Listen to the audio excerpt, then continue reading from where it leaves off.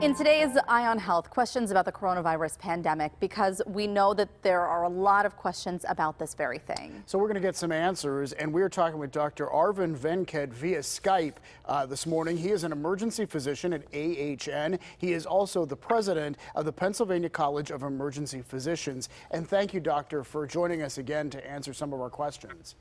Thanks for having me. One of the first questions, we just reported this yesterday, Right, that they want to add to the number of symptoms for COVID-19 and adding that you will lose your sense of smell or sense of taste. Tell us about that. Why is that coming up? So this is some new evidence that is coming up from our colleagues in ear, nose, and throat surgery, that they are getting reports about patients who report having lost their sense of smell and taste. It's early evidence, and we'll have to study it more to understand whether it really is associated with COVID-19. And what about getting it a second time? There have been some rumors or reports that you can get it once. Can you get it a second time?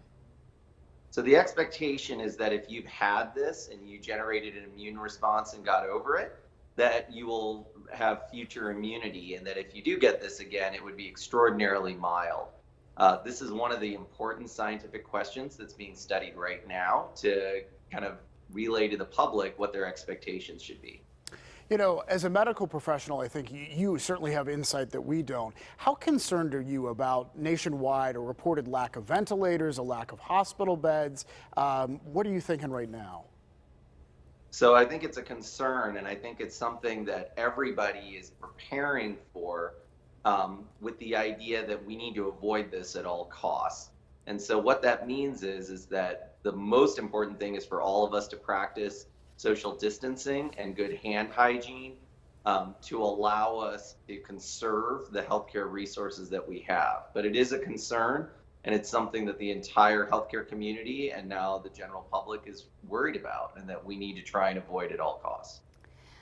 Doctor, we just heard some extraordinary numbers from Spain about single-day deaths in that country, Italy, China. So when will we see our peak? I mean, do you think it's coming still? Have we hit it?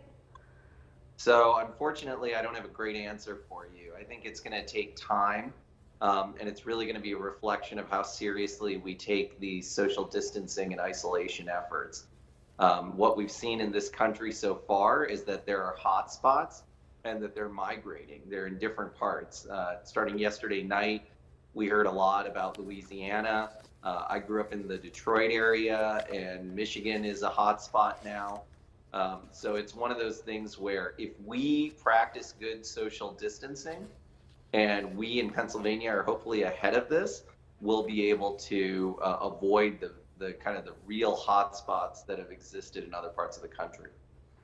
Certainly people are watching China because that's where we heard about it first. And there in China, in the Wuhan area, people are being allowed to go back to work at this point.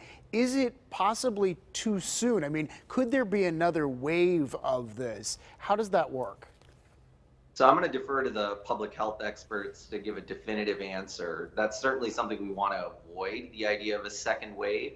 I think the most important thing to recognize is that if we practice good social distancing and we can flatten the curve, as everybody has heard about, then we can hopefully get back to work sooner rather than later, because we would have stopped the chain of transmission.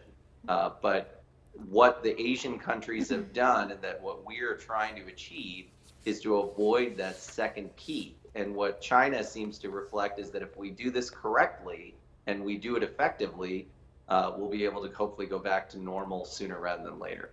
I'm wondering, what are the repercussions of all of these shutdowns, the job losses? I mean, the public health crisis could come into a second issue down the road after all of this is said and done.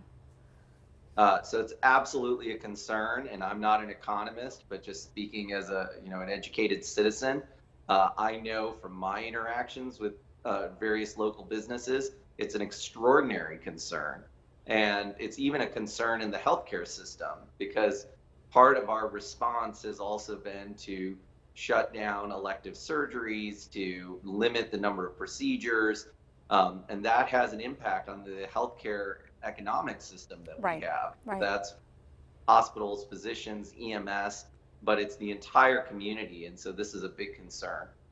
Doctor, if you don't have any symptoms and you haven't traveled, you don't know anyone with this, is it okay for you to visit, for instance, your frail grandmother, or is it just too risky? So there is some very early evidence that even without symptoms, if you have the virus, you may be contagious. On the other hand, the disease might be less severe than the cure, and that isolating the elderly simply because we don't want to put them at risk may put them at risk of other problems, other healthcare problems. As an emergency physician, I've certainly seen patients who they were isolated and they presented much later with disease than they should have. So I would encourage people to stay in contact with their family members, including in person. But if you have an elderly relative, certainly don't visit if you're having symptoms. And if you don't have symptoms, really wash your hands, maintain your hand hygiene, try to maintain your social distancing, but check on them. And a big topic this week has come about pregnant women and transmitting the virus to their babies. I know that in New York, they've kind of put a lot of restrictions in place at hospitals. The best evidence we have is that it does not transmit across the placenta, the virus, to developing fetuses, and that pregnant women and newborn babies are doing okay with this and not having any complications. But we need to be very careful in any hospital environment with transmitting infections. All right. Thank you so much, Doctor. We really appreciate you answering some of our questions. And there are so many of them. I think they just keep coming as we continue to navigate this. Yeah, we hope you will join us again because we appreciate your information, Doctor. Take care, stay safe, and go from there. All right, thanks. And we want to thank all the medical professionals. They are really on the front lines of all of this, doing so much good work to keep us safe and healthy. Absolutely. They are heroes right now, always. And remember to keep watching our Eye on Health series right here on PTL. Happens on Wednesdays, and it's brought to you by Highmark Blue Cross Blue Shield, together with Allegheny Health Network, for your health.